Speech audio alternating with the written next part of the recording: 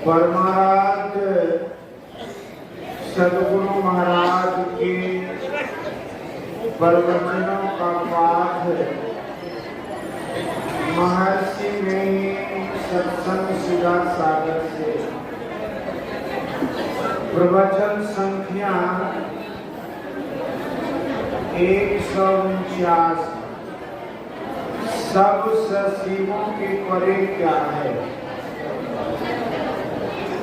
धर्मानुरागी प्यारी जनता, मैं एक विषय जानता हूँ, वह है ईश्वर की भक्ति। इसी पर आज कहूँगा, कल कहूँगा, जीवन भर यही विषय कहूँगा। मैंने इस भक्ति के विषय में बहुत पहले से खोज की है। सिलसिले के रूप में 1904 ईस्वी से खोज की है। उसके पहले की खोज क्रमबद्ध नहीं।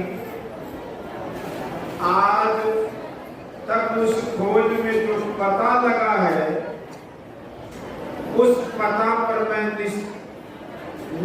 निश्चित रूप से आरूढ़ हो गया। सबसे पहली बात है कि ईश्वर की भक्ति चाहिए। क्यों? मनुष्य कुछ करता है, क्यों? इसका उत्तर है कि अपने को सुखी बनाने के लिए कोई कुछ करता है, चाहे उसका करना गलती या सही तरीके में हो। भक्ति में इसी तरह देखने योग्य है। वह भी अपने सुख के निमित्त। भक्ति का अर्थ है सेवा भजन। कैसी सेवा? ईश्वर के लिए जैसी सेवा होनी चाहिए। ईश्वर की स्थिति है, अवश्य है।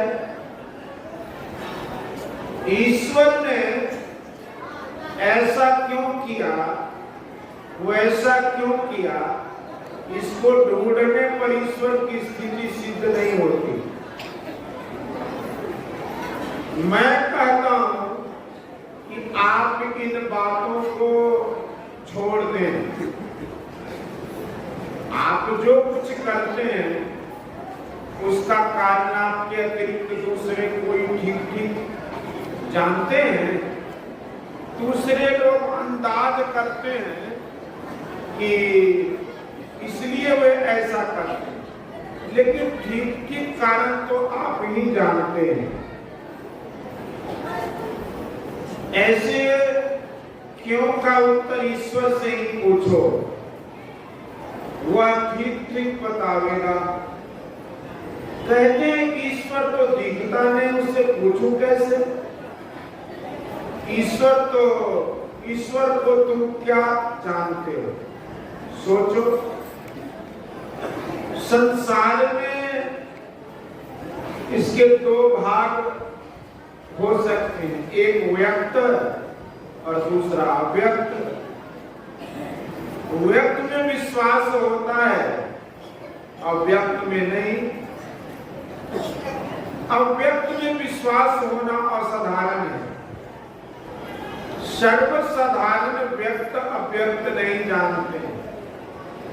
तो जानना चाहिए कि जो इंद्रियों को व्यक्त है, गोचर है, वह व्यक्त, और जो इंद्रिय गम्य नहीं है वह अव्यक्त है।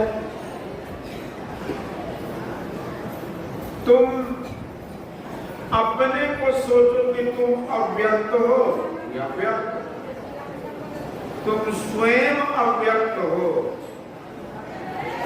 यदि तुम कहो कि मैं भी नहीं हूं, मेरा रहना भी नहीं है, तो सोचो कि जागृत से स्वप्न और सुसुप्ति अवस्थाओं में जाते हो, क्या हालत होती है।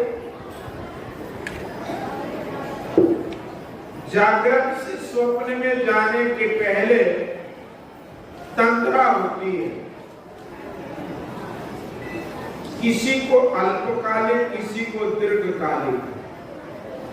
तंदुरुस्त को तंद्रा और स्वप्न अधिक नहीं होते। पहले तंद्रा आती है, फिर स्वप्न और पीछे से सुक्ति। तंद्रा में ऐसा मालूम होता है कि मैं कुछ बाहर का जानता भी हूं और भूलता भी जाता हूं। होते होते ऐसा होता है कि बाहर का जानना बिल्कुल बंद हो जाता है और मानसिक भावनाएं स्वप्न में दिखने लगती है। तंद्रा को अधुनिया भी कहते हैं। उसमें देखते हैं कि हाथ पैर कमजोर होते जाते, होते होते स्वप्न में चले जाते। किसी के मुंह में मिश्री का टुकड़ा हो और वह सपना में कि मैं नीम खाता हूं, तो उसको मिश्री का नहीं नीम का स्वाद मालूम होने लगे। जब आप सोने लगते हैं तब अंदर ही अंदर एक चाल होती है, बाहर से भीतर की ओर। अंदर में चलने के लिए एक स्वाभाविक चाल होती है। अब विचारो कि अंदर अंदर चलने वाला तुम हो कि तुम शरीर हो। स्वाभाविक चाल जो अंदर अंदर होती है जागृत से स्वप्न में जाने की, वह व्यक्ति या अव्यक्त। फूल आंख के लिए व्यक्त है, गंध अव्यक्त है। वह केवल नाक के लिए व्यक्त है। कान न देख सकती है, आंख न सुन सकती है। एक इंद्रिय के लिए एक ही विषय व्यक्त है। इस तरह जिस इंद्रिय के लिए जो विषय अव्यक्त है, वह इंद्रिय यदि उस अव्यक्त विषय की स्थिति नहीं माने तो यह उसकी भूल और अयुक्त बात है। अपनी अवस्थाओं पर विचार करने पर यही मालूम होता है कि मैं भी अव्यक्त हूं। कोई पूछे कि आपको अपने अंदर अंदर चाल हुई, इसको अपनी चाल का अगर आपने क्यों माना? यह साफ है कि वह चाल जो हुई यदि नहीं होती तो मैं अपने को नहीं जानता। वह मैं हूं, इसके लिए कहा जाता है कि तंद्रा के आगे आने पर वह बाहर से अंदर की ओर होता है। उसको मैं हूं कहता हूं, लेकिन वह है अव्यक्त। इस तरह जब मैं ही अव्यक्त भाव में रहता हुआ हूं, तब ईश्वर को अव्यक्त कोई कहता है तो क्या आश्चर्य और क्या अयुक्त बात है। आपका शरीर स्थावर जंगम का शरीर, सबका शरीर अवयव युक्त है। जैसे गाछ में डाल, पत्ता, तना मिलकर एक गाछ है, वैसे आपके शरीर में हाथ पैर आदि अवयव मिलकर एक शरीर है। वृक्ष और शरीर के सब अवयवों ससीम है। इनसे बने हुए एक वृक्ष और एक शरीर ससीम है। ससीमों के जोड़ ससीम के अतिरिक्त और कुछ नहीं हो सकता। विराट संसार भी ससीम ही है, इसलिए कि वह सब ससीमों को जोड़कर ही हुआ है, इसलिए वह भी ससीम ही है। तो प्रश्न होता है कि क्या सब ससीम ही ससीम है कि असीम भी? यदि आप ससीम से परे असीम का होना नहीं कहे तो आपके सिर पर से प्रश्न नहीं उतरेगा कि ससीमों के परे क्या है। सब ससीम ही ससीम है, यह बुद्धि विपरीत बात है। सब ससीम के परे एक असीम का मानना युक्ति युक्त और बुद्धि को संतोषदायक है। सब ससीमों के परे असीम अवश्य है। असीम दो नहीं हो सकते। यदि दो असीम मानकर एक को दूसरे में व्यापक बताया जाए तो प्रश्न होगा कि दोनों के परमाणु एक हैं या दो। यदि कहो कि दो हैं तो दोनों की सीमा हो जाती है, तब दोनों ससीम हो जाते हैं। यदि कहो कि दोनों परमाणु एक ही तत्व के हैं तब दो कैसे हुए? असीम एक ही एक है। असीम का होना अनिवार्य है, उसके साथ साथ उसी की तरह दूसरा असीम उससे भिन्न तत्व का हो असंभव है। सब ससीमों के परे एक ही असीम दृढ़ है। इसी को समझकर संतों की वाणी में समझाया जाए। वेदों के मंत्रार्थों में यह भी जहां तक मैंने देखा है उसमें भी ईश्वर की असीमता बताई है। वायु अथैको भुवनम प्रविष्टो रूपम रूपम प्रतिरूपो बभूव एकस्तथा सर्वभूतांतरात्मा रूपम रूपम प्रतिरूपो भविष्य कठोपनिषद। जिस प्रकार इस लोक में प्रविष्ट हुआ वायु प्रत्येक रूप के अनुरूप हो रहा है, उसी प्रकार संपूर्ण भूतों का एक ही अंतरात्मा प्रत्येक रूप के अनुरूप हो रहा है, उनसे बाहर भी है। तो स्वामी तुलसीदास जी कहते हैं कि व्यापक व्यापक अखंड अनंत अखिल अभूत शक्ति भगवंता। अनंत का हो तो असीम एक ही बात है। स्वरूप अखंडित व्यापी चैतन्य चैतन्य ऊंचे रूप वर्णने किया साथे सब निशान। कोई अपार कोई असीम कोई अनंत कहते हैं। ये सब शब्द उसकी असीमता को ही व्यक्त करते हैं। असीम परिधि विहीन केवल केंद्र ही केंद्र है। जैसे हम इंद्रिय ज्ञान से परे हैं उसी तरह ईश्वर भी